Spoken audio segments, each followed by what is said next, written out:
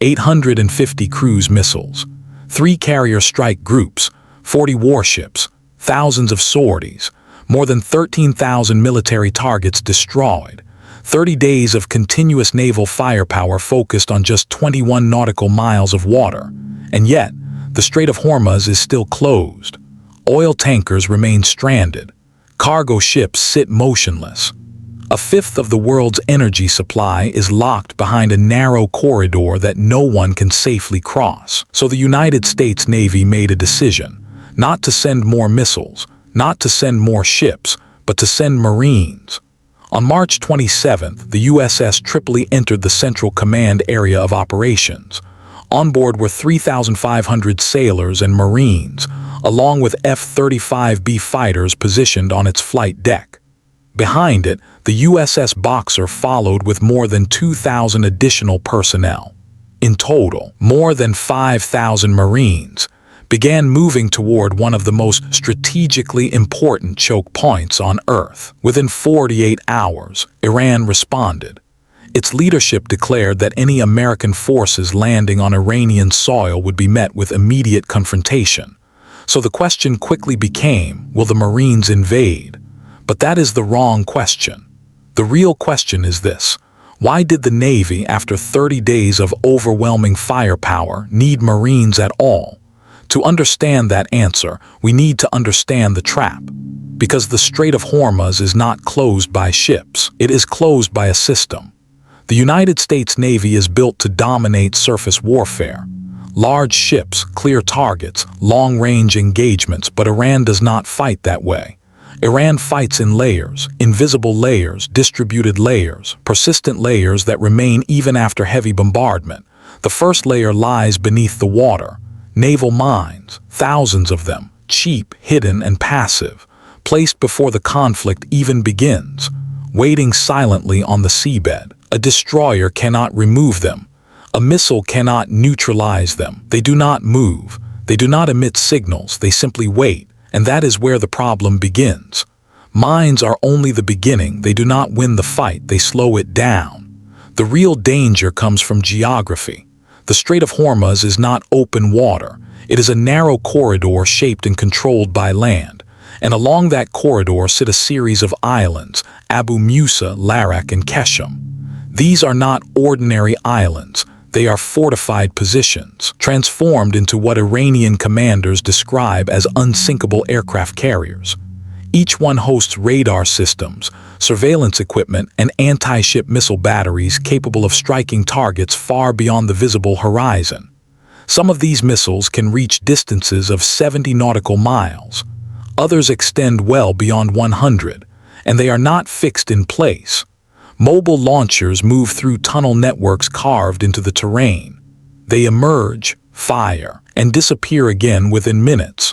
From above, satellites can identify the entrances, but they cannot predict which one will open or when. This creates a constant threat, a system that cannot be fully eliminated, only reduced. Behind these islands lies the mainland, more than 1,000 miles of coastline lined with additional missile batteries. Hidden, mobile, difficult to target completely. Even after 30 days of strikes, these systems are degraded but not gone. And that distinction matters, because naval power can destroy targets, but it cannot occupy territory. Missiles can create impact, but they cannot hold ground. And in Hormuz, control depends on position, because mine-clearing operations require time. Slow, methodical work conducted within range of every remaining threat. Those vessels cannot defend themselves effectively while they operate. They need protection. And protection requires something the Navy cannot provide alone: presence on land.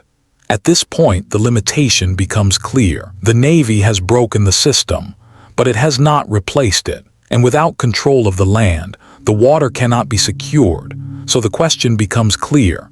If the Navy cannot secure Hormuz alone, how do the Marines change that equation? The answer is not just numbers, it is method.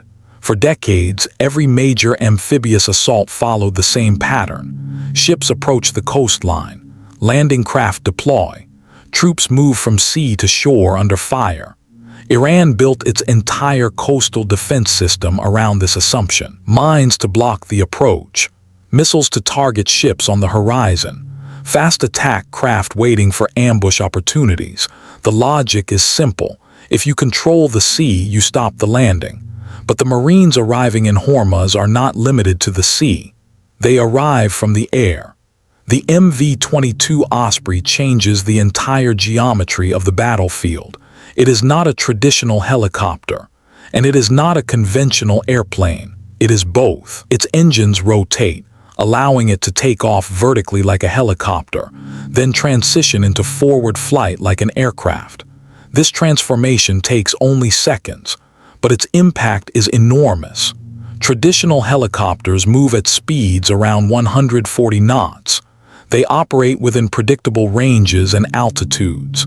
These are exactly the conditions Iran's defenses were designed to counter. The Osprey operates differently. It cruises at speeds exceeding 270 knots. It flies at altitudes around 15,000 feet. This places it above the effective range of most man-portable air defense systems. Missiles like the Igla-S cannot reach targets at that altitude during cruise. The only vulnerable phase is the final descent, the last minute before landing, and that is where coordination becomes critical. F-35B fighters and attack helicopters suppress the landing zone before the Ospreys arrive, eliminating threats, disrupting defenses, creating a window. Then the Ospreys move in, fast, direct. At high speed, the reaction time for defenders is reduced dramatically.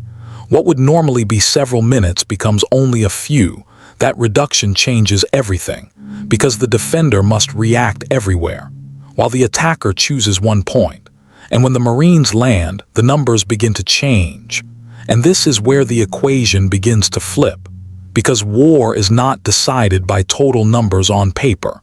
It is decided by how those numbers are applied. Iran's leadership presents a powerful figure: 150,000 troops against just 5,000 Marines. On paper, it looks overwhelming, a 30-to-1 advantage, but that number assumes something that is not true. It assumes that all forces can be concentrated at the same point. In reality, they cannot. Iran does not defend a single location. It must defend an entire coastline, hundreds of miles of terrain, multiple islands, critical infrastructure points, and potential landing zones spread across a wide area. That force must be divided.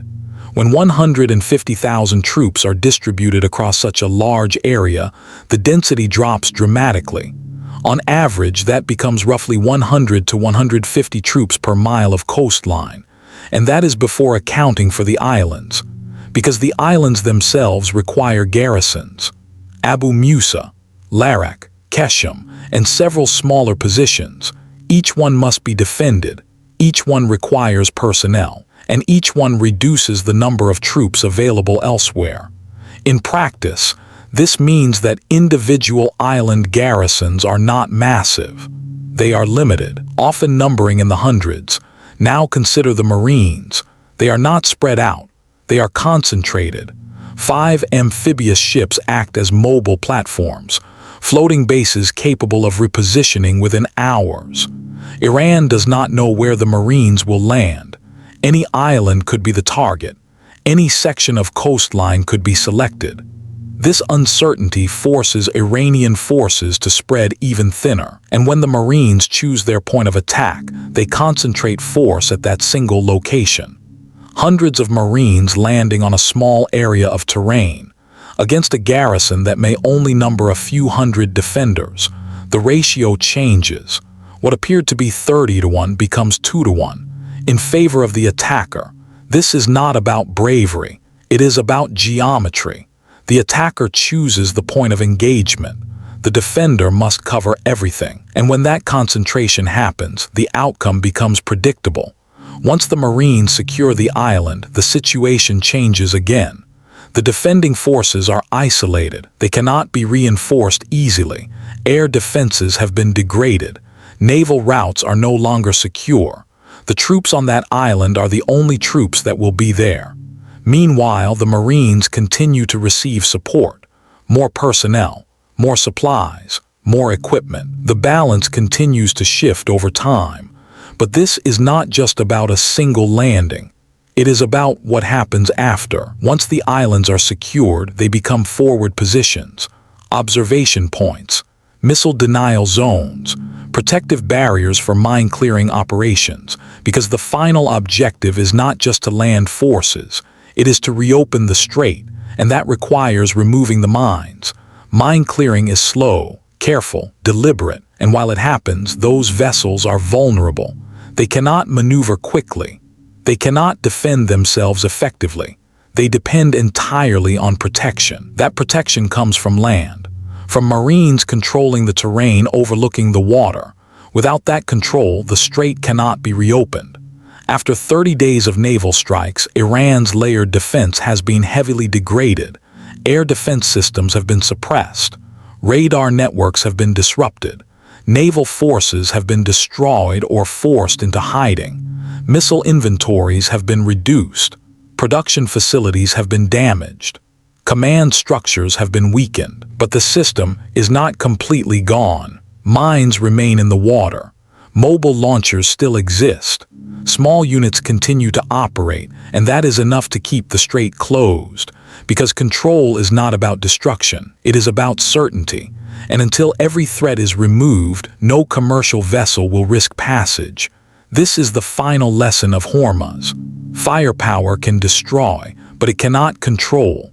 Missiles can eliminate targets, but they cannot hold ground. And without control of the land, the water remains contested. The Navy broke the system. The Marines replace it, not by adding more destruction, but by establishing presence. Because in the end, a victory does not belong to the force that strikes first. It belongs to the force that remains. So what do you think? Does modern warfare still depend on overwhelming firepower, or has control of terrain become the true deciding factor?